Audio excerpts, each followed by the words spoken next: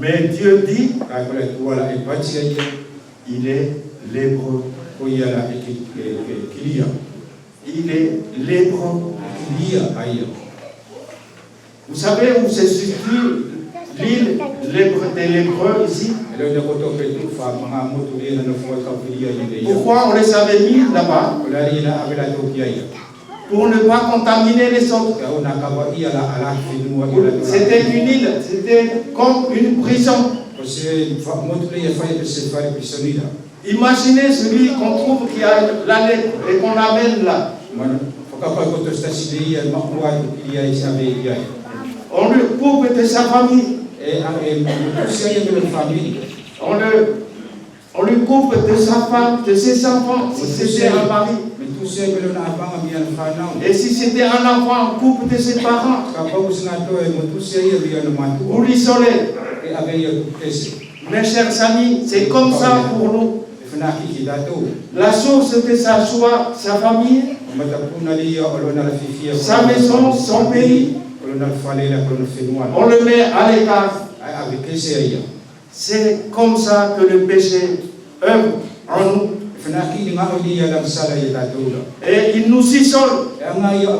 Il nous isole premièrement de la source de vie. C'est-à-dire de Dieu. Nous n'avons plus aucun rapport avec Dieu. Vous êtes vivant, dites-vous. Mais vous êtes mort. Cet homme, il est en apparence vivant,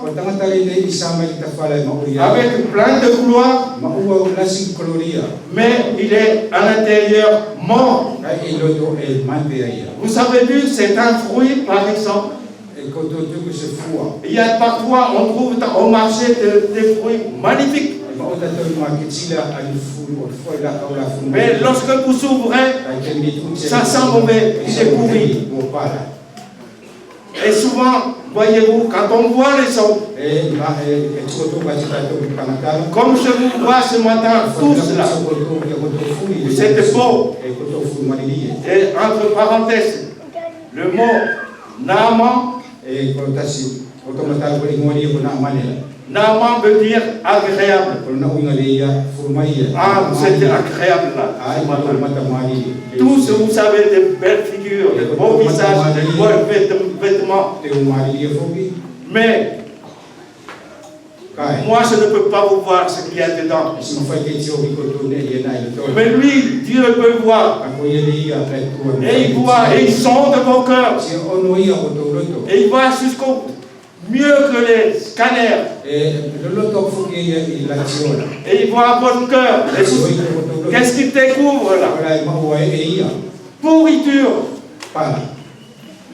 Le péché. La mort. Car la lèpre conduit à la mort. La lèpre envahit tout le corps et mange, excusez-moi le terme, il mange, il bouffe. C'est la chair. Et on devient on défigure. Vous savez que certainement t'es lépreux. Ah mes chers amis, c'est quelque chose d'horrible. Ainsi, c'est l'image de ce qui est le plus horrible encore dans notre vie. Le péché. La lèpre est l'image du péché. Ainsi, nous voyons la figure du péché. Si nous connaissons combien c'est mal, c'est mauvais, c'est vilain, le péché. Pour Dieu, c'est quelque chose qui ne peut pas qu'il aille. Et c'est ce qui fait que l'homme qui sépare l'homme de Dieu. Ah, mes chers amis, depuis Adam, le péché a envahi l'humanité. De l'homme le plus grand dans ce monde jusqu'au bébé, excusez-moi, jusqu'à celui qui est le bébé que vous portez dans votre ici, au bras.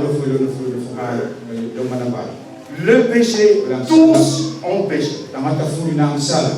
Et tous sont privés de la gloire de Dieu. Qu'est-ce que c'est que le péché? Le péché, je vais vous en donner quelques-uns. C'est mieux de le comprendre. Dans l'histoire, dans Apocalypse, au chapitre 22,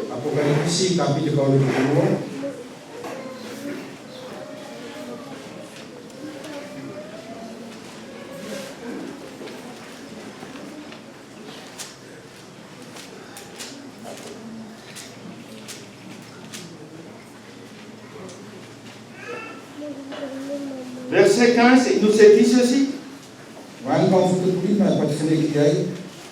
Il nous est dit, dehors les chiens, les magiciens, les débauchés, les meurtriers, les idolâtres et quiconque aime et pratique le mensonge.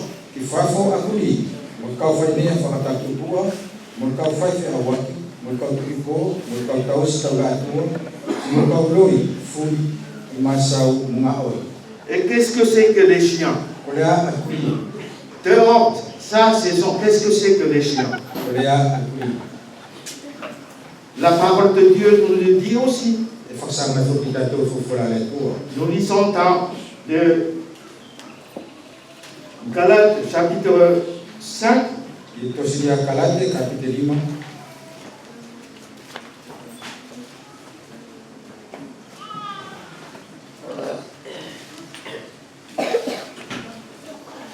Verset 17.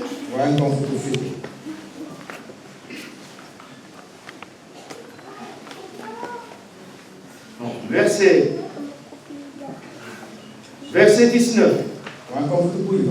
Or, les œuvres de la chair, c'est le chien. Les œuvres de la chair sont évidentes. Galates 5, verset 19.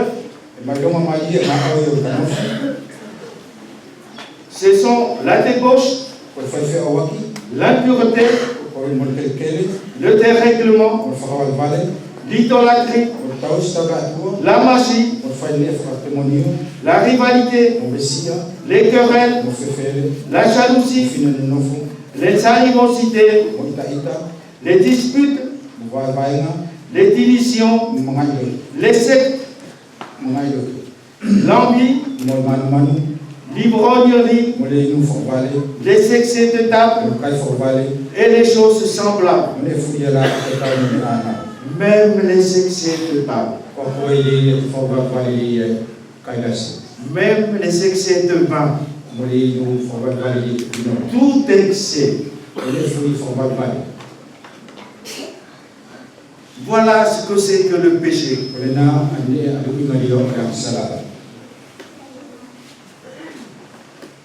Vous voulez, est-ce que quelqu'un est sans péché? Alors si quelqu'un est sans péché, eh ben, je regrette, mais le Seigneur Jésus-Christ n'est pas venu pour toi.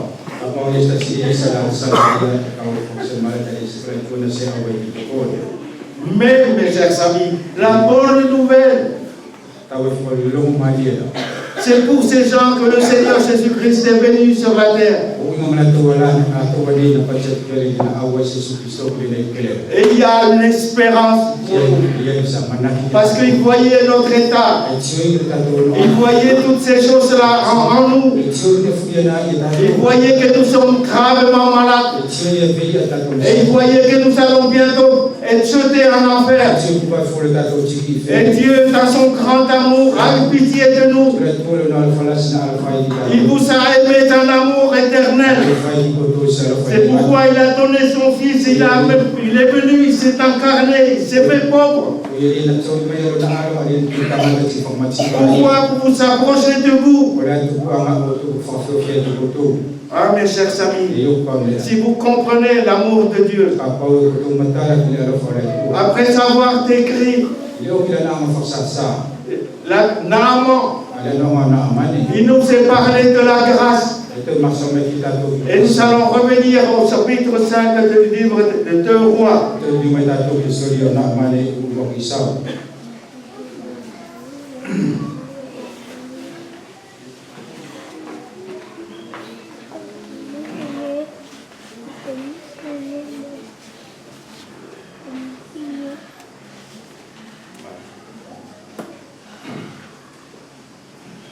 Or, les Syriens étaient sortis partout et ils avaient emmené captive une petite fille du pays d'Israël qui était au service de la femme de Naaman. Et elle dit à sa maîtresse, « Oh, si mon Seigneur était auprès du prophète qui est à Samarie, le prophète le guérirait de sa lèvre. »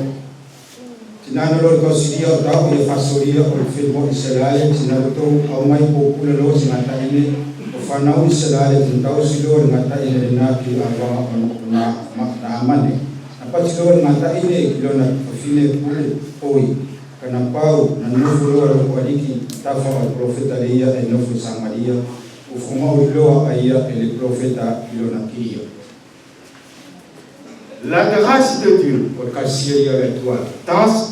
dans la maison même de cet homme,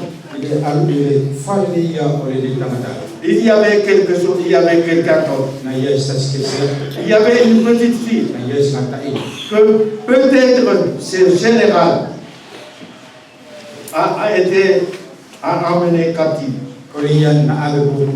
Ce général l'avait pris de sa famille pour l'amener, pour le faire travailler chez lui. Elle était au service de sa femme. Peut-être, mes chers amis, que vous savez chez vous, un chrétien. Peut-être que vous savez chez vous quelqu'un qui a connu l'évangile. Savez-vous que c'est la grâce de Dieu?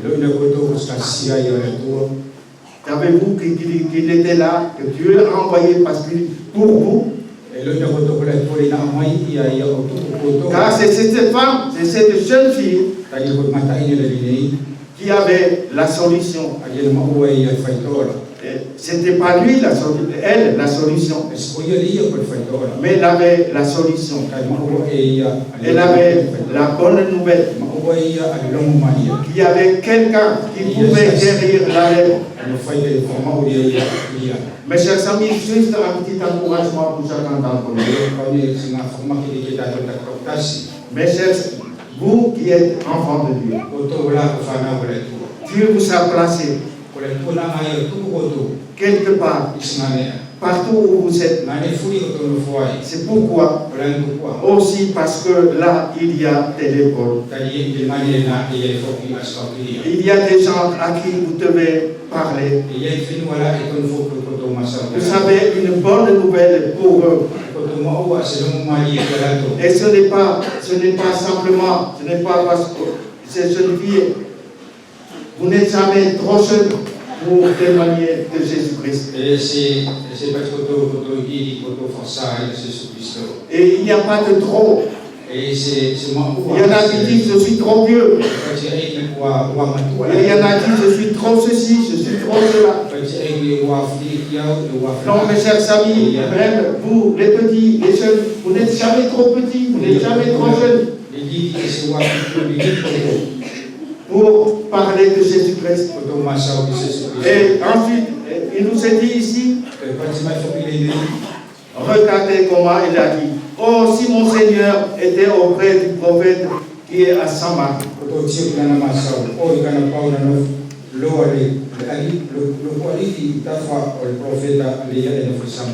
Et il n'y avait pas grand-chose.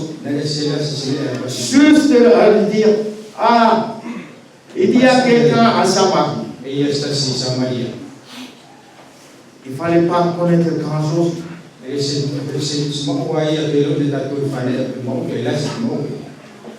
Connaissez-vous Jésus-Christ? Vous savez, Jésus-Christ. Si vous connaissez Jésus-Christ, c'est celui-là la bonne nouvelle. Et c'est à lui qu'il faut aller, ce n'est pas à la jeune fille qu'il faut aller venir. Et Dieu a un message pour chaque pécheur. Je vous ai dit tout à l'heure de tous tes pécheurs. Et pour tous ces pécheurs, il y a une solution pour vous. La seule solution, c'est Jésus-Christ. Et c'est ce que cette jeune fille avait.